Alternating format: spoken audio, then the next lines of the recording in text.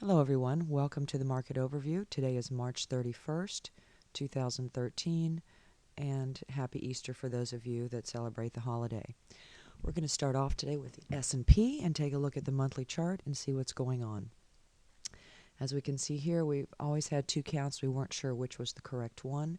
As we're looking now, it looks to be as if we've had a 3, A, B, and a C if that's irregular, and this could be the start of the next wave 5 up. So that's the most likely scenario. It has been a very impulsive wave up on the daily chart. Let's go to the E-mini, as that's the one most of us trade. So on the daily chart, when we're looking at the E-mini, we can see that this move from November has been quite a strong move up. We had a small correction in this area, and then recently, this week, we did have a few days of pullback, but of course, market came back out, took out both the fractal highs, and back long again with this market continuing to head up there to the highs that we had previously. So if you're trading this chart intraday, it's been a pretty good chart except for the few corrections. If you're trading on the daily bars, of course, it's been a good ride. We had from here through here. We exited the position here, back in the market from this fractal buy here, and first time it closed below the green line was on the 21st of March. So for most of you, this again was probably a good ride intraday. On the 240 chart, it was a little choppy through here, but we also have some other, we also have this pattern here, which we can see has been very difficult to trade on. This is a 120 chart. If you go down to a 30-minute, which just depends on what time frame you like to trade, as you can see, the different time frames are going to give you a little bit different pattern in this market. Sometimes certain time frames are going to trade better than other time frames. So that's something that you may want to experiment with if you're not just a position trader. So we are looking for, continue to see some new highs here, and then of course a correction. We have got divergence on the AO. We had the small pullback through here. So again, we will be watching for the end of this wave unless this AO continues to increase and takes out the previous wave. Of course, only time will tell. Next market we're going to take a look at is going to be the euro, and let's go to that on a monthly chart as well and take a bigger picture. And here on the monthly, as we can see, we had a large impulsive wave, and then we've been in a very ugly correction, so to speak, or a triangle correction that has not been easy to trade. So this is the monthly chart. If this was an A, we're still in a B wave. I'm still expecting that C wave down, possibly to retrace to the previous area of correction here, which is going to be about the 116 area. So we're not, of course, 100% sure, but that is the most likely scenario for this chart.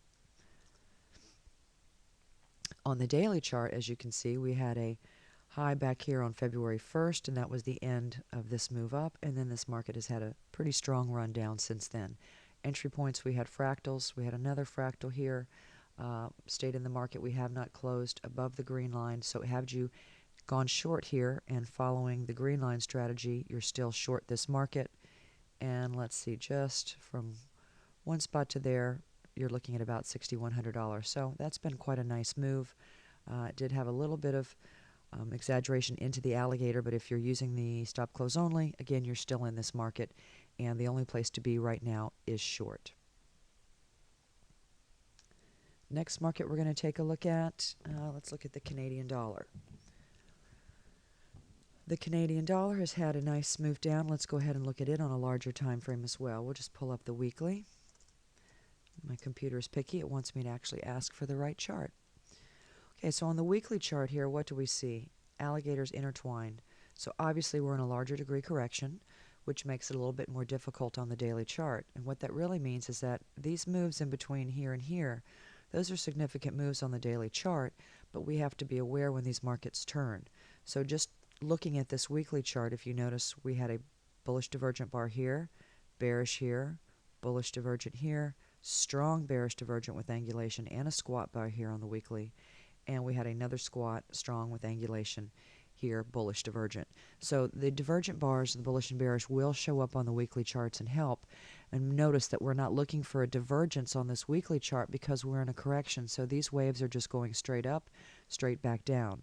So on the daily chart, though, we will see some divergence within them. On this particular current wave, we have 1, 2, 3, 4. So it looks like there may be another fifth wave down, but because of that larger degree correction, we may not see that. This may be the end, and this market's going to go back up until it turns and heads back in the other direction. So notice, if you're not sure about the daily chart, go to the weekly, go to the monthly, look at the pattern of the market. If this market's been in and out and intertwining, that's the current market behavior. Keep that in mind. Market behaviors change, patterns change in the different markets. So as long as we're watching, paying attention, we too can change with it. So currently, right now, the only position you would have would be a long position, possibly from this fractal or the divergent bar here. And if you take in the divergent bar here, you have 2 add-ons, and you probably wouldn't be adding on any more. We'd be in a full position. Also, you have multiple green bars, and we're in a correction. So this is a time that I like to lock in profit and not get too greedy or start to rely on the alligator yet. The alligator hasn't flipped all the way. Could still be a correction, so we're not sure. So I would put a stop somewhere in here to make sure that I've locked in some profit, don't have too much risk in case I get stopped out and need to get back in again. Remember, just because we're stopped out of a trade, if we use proper risk management and the market continues, we can get back in and continue to follow the market. Okay, so the next one we're going to look at is just a quick peek at the Japanese yen and see that this trend has continued to go. We had a little pull up. Back down on the bottom, we have divergence here on the AO. We have a strong bullish divergent bar with angulation here as far as the distance, and we've corrected into the mouth. So we don't know if this correction is over, if this is going to be a small or large degree correction, so we have fractal entries to get back in the market if you're not trading this. And we do have a fractal buy here. The risk is about $3,800. That's a little bit large for me in a correctional area. I don't want to take that kind of risk because we could be stopped out and we want to get back in. So if the market continues up, there is another fractal buy here on the daily, and of course we have our entry shorts to get back in if this market continues down. Let's look at it on the weekly very quickly. And on the weekly, huge correction down, but we don't have any divergence here. So again, we're not sure. We're going to have to see what happens on this particular wave. 1, 2, 3, 4. It looks like we may see a 4 pull up and then a 5 back down. Again, follow your charts. That's what's going to tell you the truth. The Elliott wave is the underlying structure, but it's not always exactly the same. So our signals are going to be what lead us down that path. The next market we're going to take a look at is going to be gold. Now gold, as everyone knows, we've had some difficult trading here since basically the bottom on February 21st. We've had a little correction, a 1, 2, 3, or an ABC of some degree. Let's spread this out. So in this pattern, it has been very difficult to trade. What I like to do when this happens is I like to use some of the outer fractals. So until it breaks this point or this point, it kind of helps us stay out of this intricate pattern. If you look at, let's say, a 240 chart, and you see trying to trade this, it's been very difficult because of the correction. So in these areas, I like to use outer fractals, stay out of the market, wait for something significant to break. So currently in gold, we do have a fractal here that would be very aggressive. We have another fractal here, of course here, and here. So we have multiple fractals to get in this market if it heads down again. I'm going to take you to a weekly chart and just give you a larger degree scenario. So on the weekly chart, we obviously have the end of 3. We are in the 4, and we have not seen the C wave. Now the monthly chart is even a little clearer, except CQG is a little slow this morning. Okay, so here is the top of 3, A, B, and I'm not convinced. We still need this C wave down. So we still have movement down. We don't know how long it's going to take, but I do still feel the same as I have in the last few overviews. We have not seen this wave complete.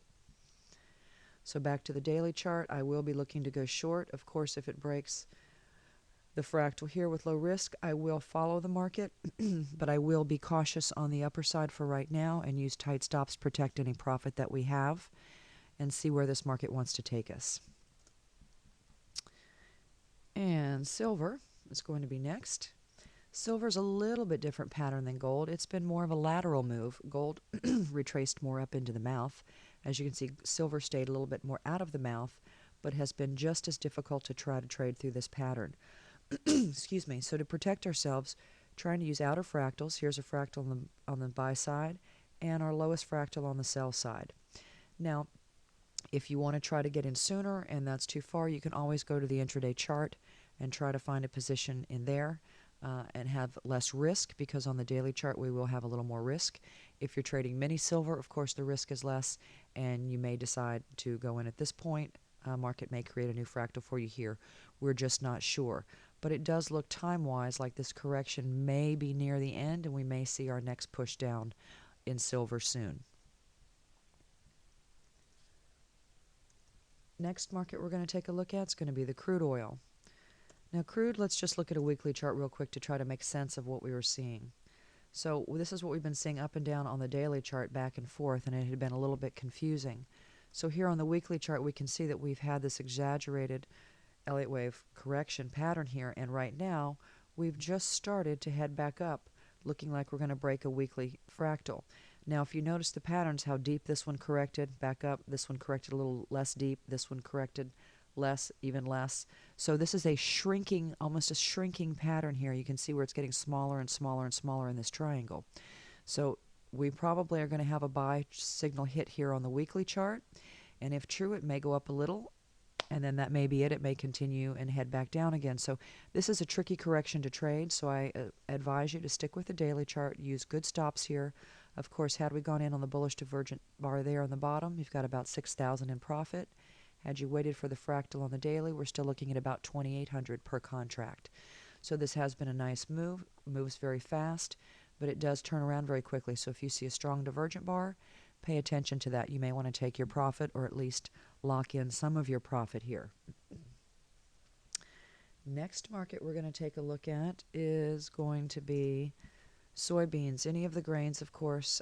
Thursday was a very surprising day, let's say, difficult day. It's not usual that we have a bar go from above the alligator to such a fast swing below without any warning. We didn't have a divergent bar or anything like that, as we typically do here, here, here, here. So most of the highs and lows we have bearish and bullish divergent bars, but we didn't.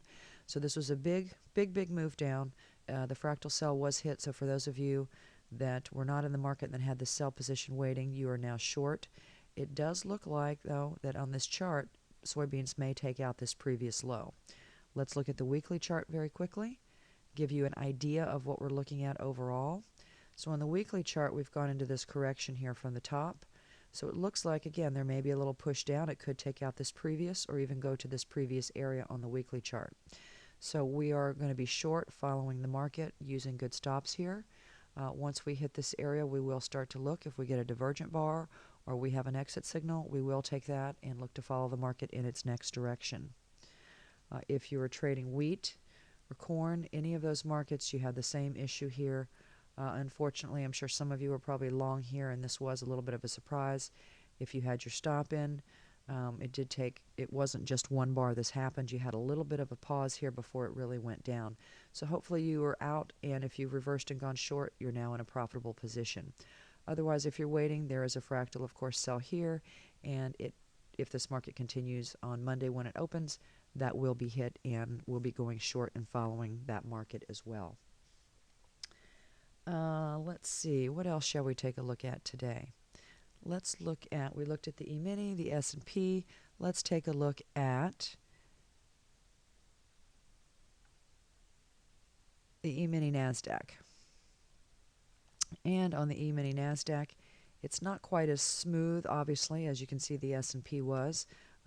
This type of movement does not get me very excited about trading. So for those of you that like to trade the indexes, right now the pattern of the E-mini NASDAQ is not as clean as the pattern of the S&P or even the Dow. So it may be something that you want to consider. Let's pull up the Dow, the E-mini Dow. When you look at the E-mini Dow, look how beautiful that is. So keep in mind that sometimes these patterns will change. We want to trade markets that are aesthetically pleasing, meaning when we look at it, it's a smooth pattern. It's not in and out of the mouth. We want to trade markets that give us the best possible opportunity. Opportunity meaning that it's low risk, that we see clearly our charts, our indicators, how to use it. Hopefully we can see the Elliott wave, and that we're putting in good choices, good decisions. We're not trading because we have nothing to trade. We're trading because we find a good signal. That's most important.